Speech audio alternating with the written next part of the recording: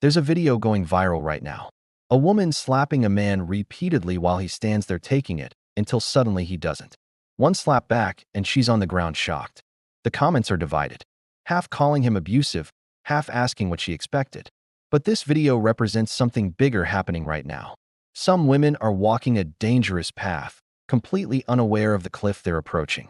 They're mistaking restraint for weakness, confusing civilized behavior with inability, and pushing boundaries that throughout history nobody dared push. Let me explain what's really happening and why this misunderstanding could lead to consequences nobody wants. Male restraint versus strength is the most misunderstood dynamic in modern society. When a man doesn't react to provocation, it's not because he can't. It's because he's choosing not to. Every man knows he could physically dominate almost any woman in seconds.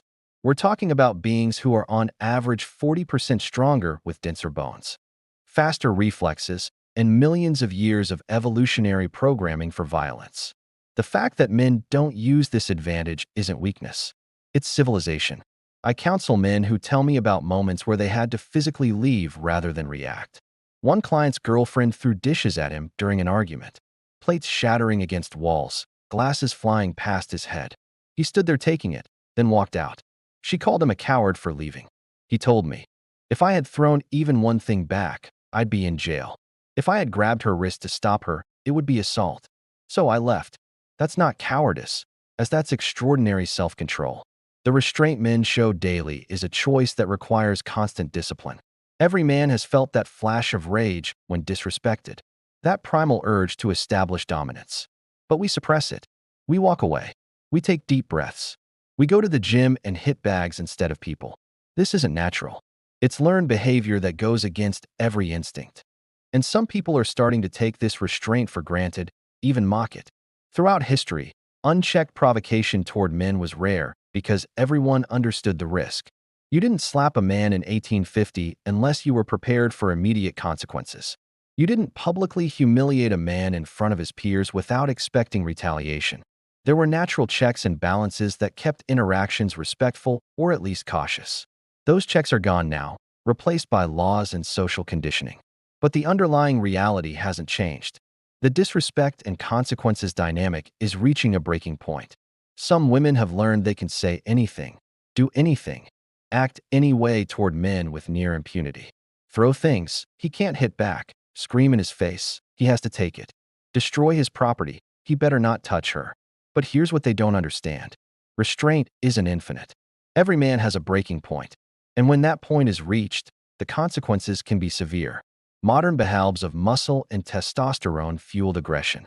Social narratives and media encourage the idea that male restraint is permanent, that it's hardwired, that men simply won't or can't respond to female aggression.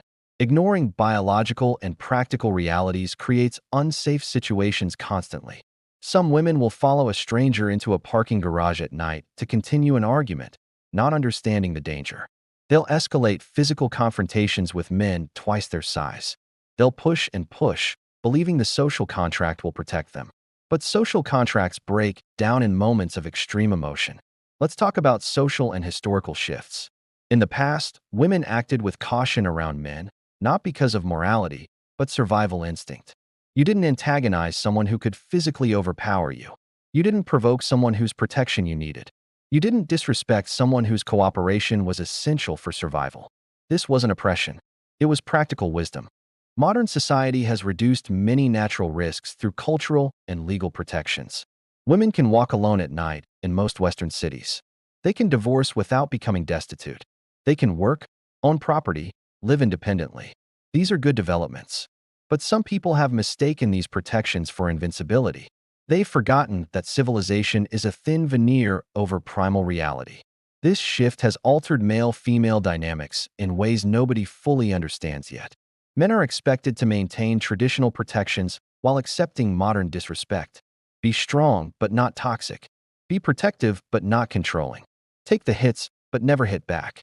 The cognitive dissonance this creates is unsustainable. Male frustration and withdrawal is the most visible consequence right now. Men aren't getting violent. They're walking away from relationships, from marriage, from society's expectations. The lack of respect and recognition is causing mass disengagement. Why protect someone who mocks you? Why Pravjulith model means in many places police automatically arrest the man in domestic disputes. Some women know this and used as a weapon. The mere accusation becomes the conviction. The system meant to protect becomes a tool for abuse. Here's what many don't understand about biological and survival principles. Strength and physical capability create natural hierarchies that require mutual respect. Throughout nature, weaker creatures show deference to stronger ones. Not out of oppression, but survival. Humans aren't exempt from this reality just because we have smartphones and social media. Ignoring these principles is a deviation from instinctual behavior that's kept our species alive for millennia. Some women will aggressively confront men, get in their space, even initiate physical contact, believing they're protected by social rules. But in moments of high emotion, primal instincts can override social conditioning. That's when tragedies happen.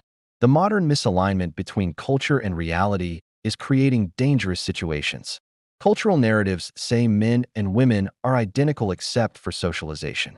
Reality says men commit 96% of homicides worldwide. Culture says women can do anything men can do. Reality says men dominate every sport where strength and speed matter. This disconnect between narrative and reality is getting people hurt. Overconfidence and provocation based on this disconnect apathize the very traits that built civilization. The call for mutual respect isn't about returning to the past. It's about acknowledging reality. Men's restraint should be recognized and respected as the choice it is. Every day, men choose not to use their physical advantage is a day they're choosing civilization over chaos. That choice deserves appreciation, not mockery. Healthy social interaction requires acknowledgement of both strength and limitations. Some women need to understand that male restraint isn't weakness, it's strength under control. Some men need to understand that this restraint is what separates us from animals. Both need to respect the balance that keeps society functional. Cooperation and understanding between genders is necessary to prevent conflict escalation. We're not enemies. We're complementary forces that need each other. But that partnership requires mutual respect. You can't build anything stable on a foundation of contempt, mockery, and exploitation. The potential backlash if men are pushed beyond limits is something nobody wants to see. We're already seeing warning signs. The rise in passport bros leaving Western countries entirely. The MKT movement growing exponentially. The birth rate collapse as men refuse to participate in family formation. These are early indicators of something bigger coming. If the disrespect continues, reactions could become severe and unpredictable. History shows us what happens when large groups of men become disillusioned with society simultaneously. It's never peaceful, it's never pretty, and it's never good for anyone involved. We're playing with forces we don't fully understand. Ignoring these realities risks destabilizing everything we've built. The social contract that keeps men's violence in check is based on respect and reciprocity. Remove those, and you're left with raw power dynamics. And in raw power dynamics, physical strength wins. That's not a world anyone should want to live in. The critique of misleading narrative domineering. Strength becomes threatening. We're literally pathologizing the characteristics that built and maintained civilization. Then we wonder why young men are confused and angry.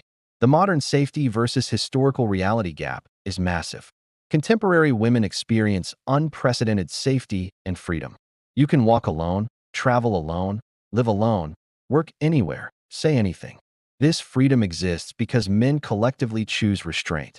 It's not a natural state. It's a massive achievement of civilization that requires constant maintenance. The lack of appreciation for this balance contributes to growing tension. Some women take their safety for granted, not realizing it's provided by the very men they mock. They bite the hand that doesn't strike them, not realizing that hand could close into a fist at any moment. The restraint isn't automatic. It's a gift that can be revoked. Psychological manipulation awareness is crucial for men today. Some behaviors are conscious strategies to gain advantage in social, romantic, or legal contexts. The tears that appeared during arguments, the accusations that emerge during breakups, the threats that surface when control is challenged. Recognizing these patterns is essential for protection. I teach men to document everything now. Save texts. Record conversations where legal. Keep receipts. Not because all women are dangerous, but because some have learned to weaponize the system. One false accusation can destroy a man's life. And some women know this power and use it. Protection isn't paranoia when threats are real. The dangerous path some women are walking involves pushing men to their limits while believing they re-protected from consequences. They're soaring off the branch they're sitting on, not realizing the fall is coming. They're destroying the very structures that protect them, not understanding what comes next. Let me share something that happened last week.